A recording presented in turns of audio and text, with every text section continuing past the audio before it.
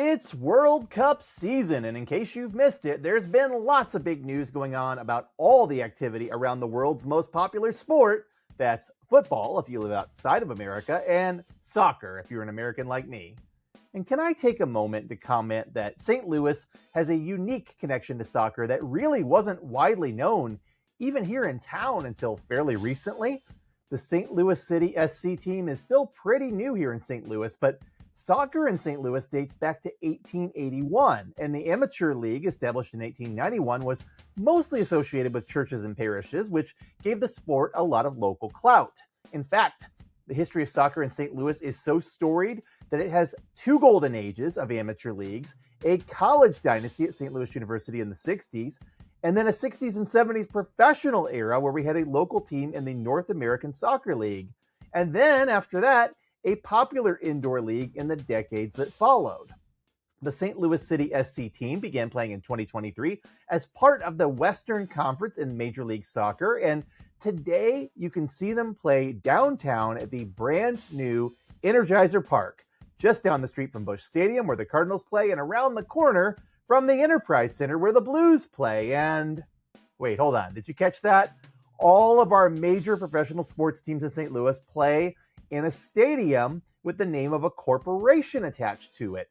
And it isn't cheap for those corporations to have that level of sponsorship. In fact, when Enterprise acquired the naming rights in 2018 to what used to be known as the Scottrade Center or the Savvis Center, the amount was undisclosed, but we know that Savvis paid $72 million back in 2000 for what was supposed to be a 20-year sponsorship before that agreement fell apart in 2006.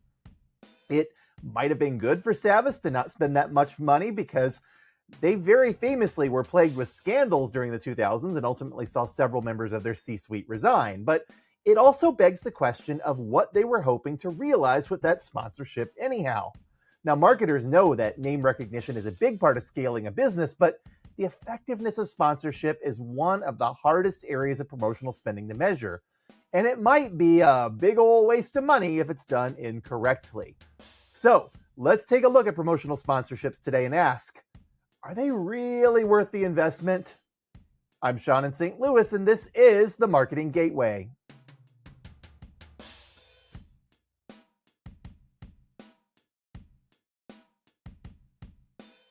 So let's first define what we mean when we talk about promotional sponsorships, because this topic can encompass a lot of things, from sponsoring a community event or local youth sports team, all the way up to the big, highly visible sponsorships like having your name on a major public event, venue, or stadium.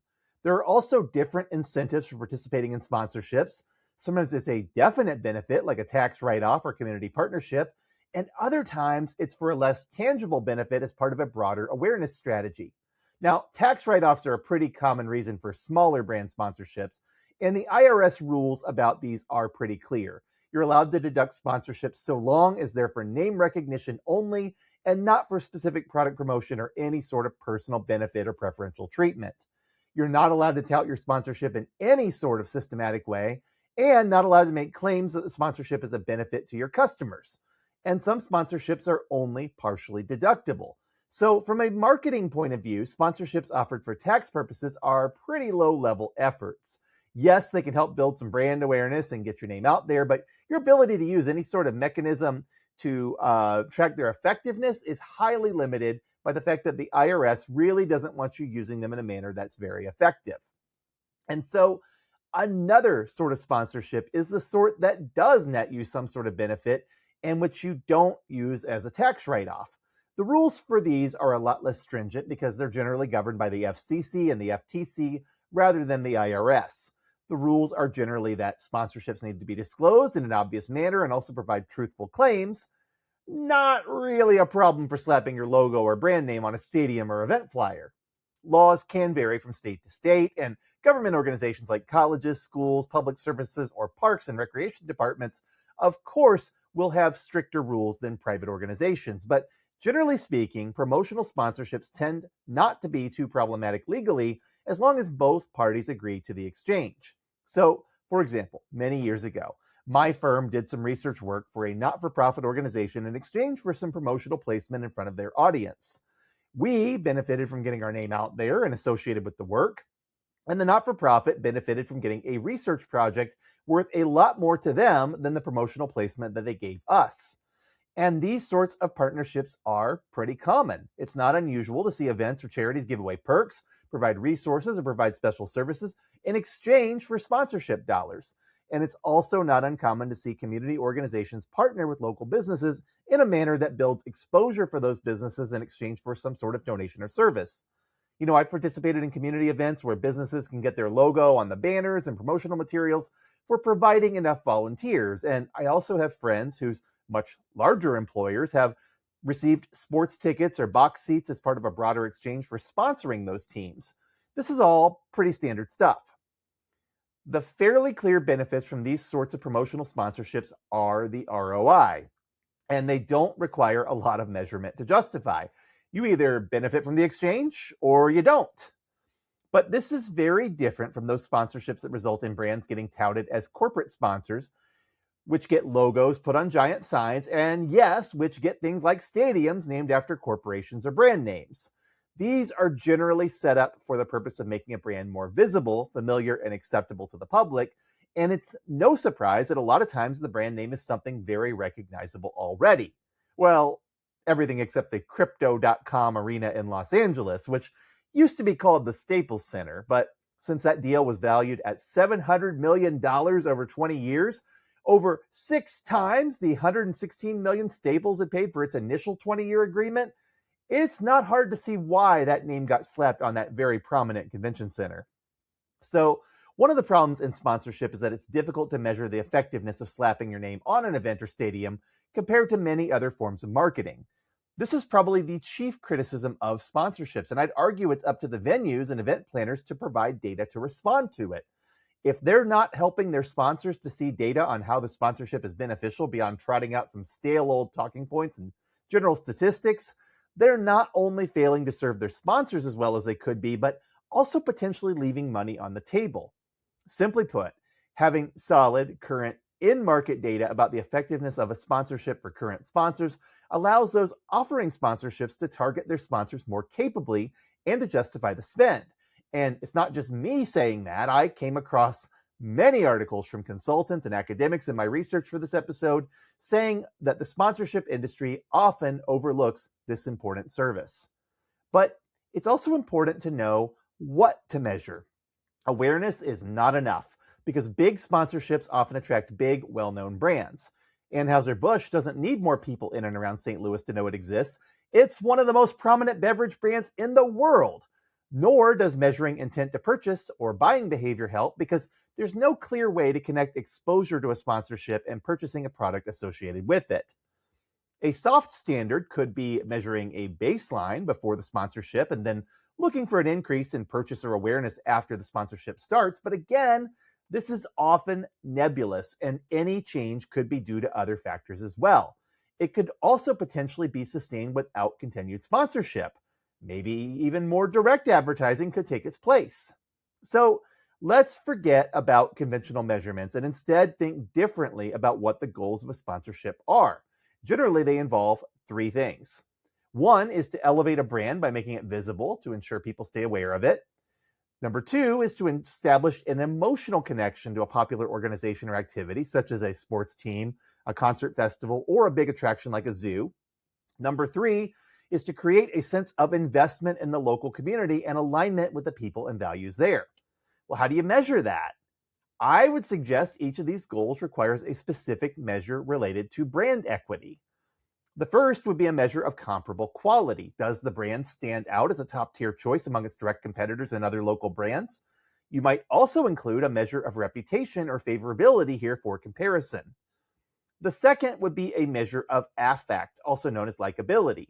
Do people like the brand better than they did before the sponsorship, and do they associate it with the popular thing being sponsored?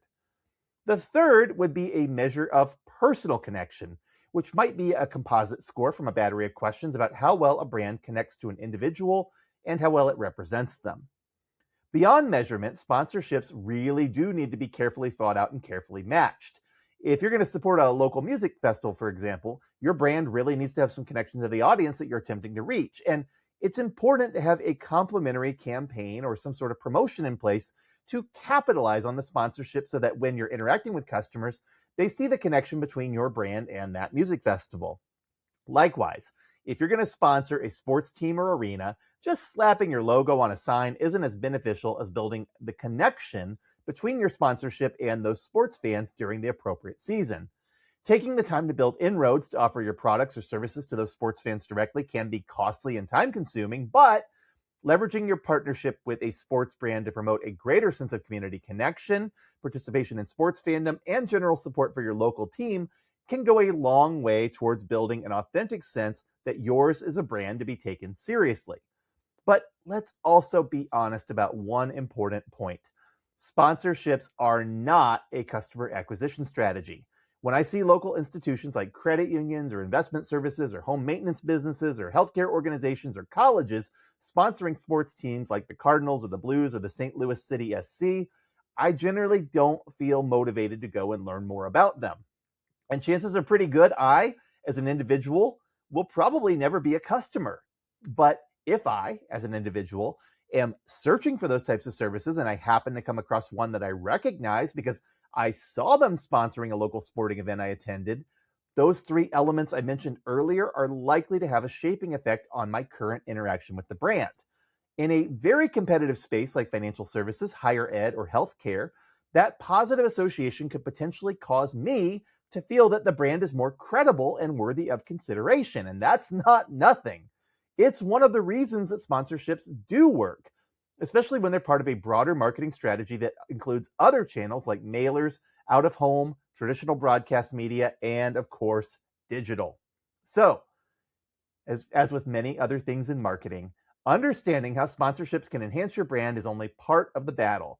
Make sure you sponsor organizations who are committed to growing a real partnership with you, have clear measurement guidelines in place from the start, and ensure your sponsorship is connected to your other methods of external marketing. Used correctly, promotional sponsorship can be a real multiplier on your success and help establish your brand as one of the all-time greats. I'm Sean in St. Louis, and this has been the Marketing Gateway. See you next time. So our plug this month is for animal welfare and rescue. And I'm not going to mention any one particular organization as a place that I want you to designate your attention because there are so many that are in need. And whether you have a local animal shelter or humane society or a place that's doing trap and release or anything along those lines, there's always a need to donate to help support the care and rehabilitation of animals in your area. One group that I do like to donate to is Stray Rescue of St. Louis. They are very well regarded in terms of their reputation. They have a 90% score on Charity Navigator, and they do a great job of getting to know the animals within, especially the urban areas that have been abused or neglected or just set loose. I've gotten loose from careless owners or things like that. And they help these animals to begin to trust humans again and to find forever homes. And I respect and admire their mission so much. But there are many other animal groups out there as well that are looking after and caring for animals that have been discarded. Now, I want to say I'm an animal lover, and there are many cats and dogs and other adoptable pets out there that people get with great intentions. You know, when they're puppies or kittens, they're cute, right? They're fun to have, but they can't care for them properly. And instead of trying to find a good forever home for these pets, they'll go out and they'll drop them off in the woods, or they'll just kind of let them go loose in their neighborhood or things like that. And this almost always is one of the worst things you can do for these animals because they wind up coming back to where humans are living because they're dependent on humans for food. They get in fights with other pets. They get in fights with wildlife. They get hit by cars. A lot of bad things can happen. And the people that are out there watching for these animals, caring for them, having compassion for them are people that I respect and admire like you wouldn't believe. So again, I want you to take some time, research your local animal welfare organizations in your area, and be sure to give. Because especially during the summer, these animals are threatened like you wouldn't believe by the heat and by just all the additional activity that's going on.